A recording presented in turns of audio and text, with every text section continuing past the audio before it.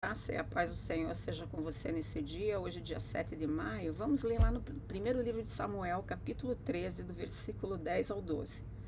Aconteceu que assim que ele acabou de apresentar o holocausto, veio Samuel, e Saul saiu ao seu encontro para o saudar. Samuel disse: "O que você fez?"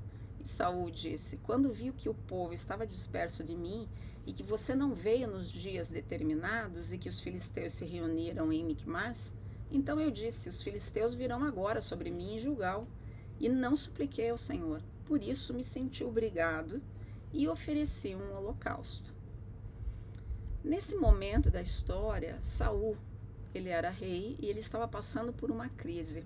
Ele precisava da ajuda do Senhor. Os filisteus invadiram Israel com um grande exército e eles estavam prontos a destruir. Mas o rei Saul e o profeta Samuel sabiam que a preparação espiritual antes da batalha era essencial. Por isso Samuel, que era o profeta, disse a Saul para esperar até que ele chegasse. Chegasse aonde? Lá no acampamento do exército, e liderasse todo aquele povo no sacrifício. Mas Saul, talvez na sua ansiedade, como nós muitas vezes permitimos que a ansiedade encha o nosso coração e nos apressamos, Saul fez a mesma coisa, ele não esperou. Temendo que Samuel demorasse muito, ele mesmo decidiu oferecer o sacrifício. No entanto, assim que ele terminou de fazer isso, Samuel chegou. Talvez se Saul tivesse confiado em Deus e esperado mais um pouquinho, quão diferente as coisas não poderiam ter sido. Os últimos momentos, na verdade, tanto para Saul como para mim e para você, esses últimos momentos de espera são geralmente os piores, os mais difíceis. E eles trazem no nosso coração a tentação de resolver o problema com as nossas próprias mãos. Mas é nesse momento que normalmente a gente acaba enfiando o pé pelas mãos. Talvez ocupado, né? O culpado da impaciência, da presunção e de assumir o ofício do sacerdote para si mesmo, foi uma escolha de Saul.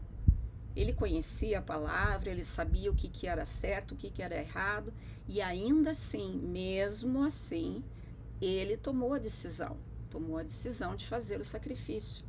Então, quando ele é questionado por Samuel, ele não evidencia nenhum momento de arrependimento, ele não se desculpa por nada, muito pelo contrário, ele gera uma lista de desculpas. E assim, nessa lista de desculpas, nós podemos ver que a resposta de Saul foi um exemplo clássico de não confiar em Deus. O problema central nessa situação foi exatamente isso. Ele permitiu que a dúvida entrasse no coração dele. A primeira desculpa que ele disse foi: eu vi as pessoas se dispersarem de mim, então eu tive que fazer alguma coisa. Mas se ele tivesse confiado e obedecido, ele teria trazido a vitória sobre os filisteus. Mas ele não estava naquele momento preocupado em agradar a Deus. Ele estava preocupado com outras coisas, muito mais com a carne dele do que Deus. A segunda desculpa dele foi: você não veio nos dias marcados. Você já viu essa história, né? Quando nós erramos, muitas vezes colocamos a culpa no outro, que nem Adão e Eva. Senhor, foi a mulher que o Senhor colocou na minha vida. Mas, novamente, se Saul tivesse obedecido e confiado, ele não teria tido esse problema. Ele não precisaria inventar essas desculpas.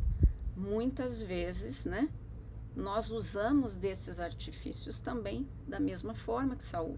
A terceira desculpa dele foi olhar para a situação, achar que os outros iriam vir sobre ele e ele ainda não tinha feito sacrifício, né? Mas se Saul tivesse uma compreensão real do momento espiritual, do fato do sacrifício do holocausto, ele entenderia que ele não poderia ter feito aquilo, que quem teria que ter feito era o sacerdote, e não ele.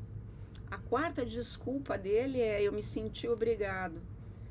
Saul, ele não foi forçado, ele se sentiu forçado a fazer aquela situação, mas ele era rei. ele conhecia a palavra, ele tinha relacionamento com o Senhor e com o profeta. Então, o que aconteceu aí? Ele foi sim governado pelos seus sentimentos. Quantas vezes na nossa vida nós não erramos porque nós damos ouvido sim às nossas emoções que surgem, né? Por isso que o Senhor nos orienta claramente a colocar as questões diante do altar, a orar, a meditar no Senhor, a esperar a vontade dEle. Porque quando nós nos apressamos, nós cometemos erros, e às vezes erros graves que acabam prejudicando o que nós estamos solicitando. Como no caso de Saul, ele colocou as coisas a perder por conta da sua desobediência, a rebeldia, a falta de compreensão do erro dele, de assumir o próprio erro, de se arrepender e pedir perdão. Então, muitas vezes não é o nosso pecado que nos afunda, mas é o nosso coração duro que não se permite o pedir o perdão, o se arrepender. E ainda, para piorar a situação, inventa um monte de desculpas. Eu acredito que nós precisamos mudar em nossas vidas essa dinâmica, é uma dinâmica maligna.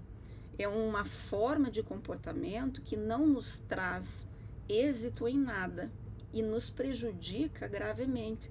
Nós precisamos deixar as desculpas para trás, de lado, não tomar mais desculpas e compreender, nos arrepender e confessar humildemente ao Senhor aquilo que nós cometemos de erro. Então eu queria te convidar não só a refletir isso, mas também a estar orando comigo nesse dia, dizendo assim: Senhor, obrigado pelas lições que podemos aprender com a vida e a desobediência do rei Saul, que tentou justificar seus erros e a sua própria rebeldia. Abra meus olhos, Senhor, para eu não cometer os mesmos erros. Ajude-me a evitar o mal, a confiar em Ti implicitamente e a obedecer a Tua palavra em espírito e em verdade, que eu possa viver, Senhor, para o Teu louvor e para a Tua glória, em tudo aquilo que digo e faço. Em nome de Jesus. Amém. Que o Senhor te abençoe, que o Senhor te guarde. E eu te espero aqui amanhã. Até lá.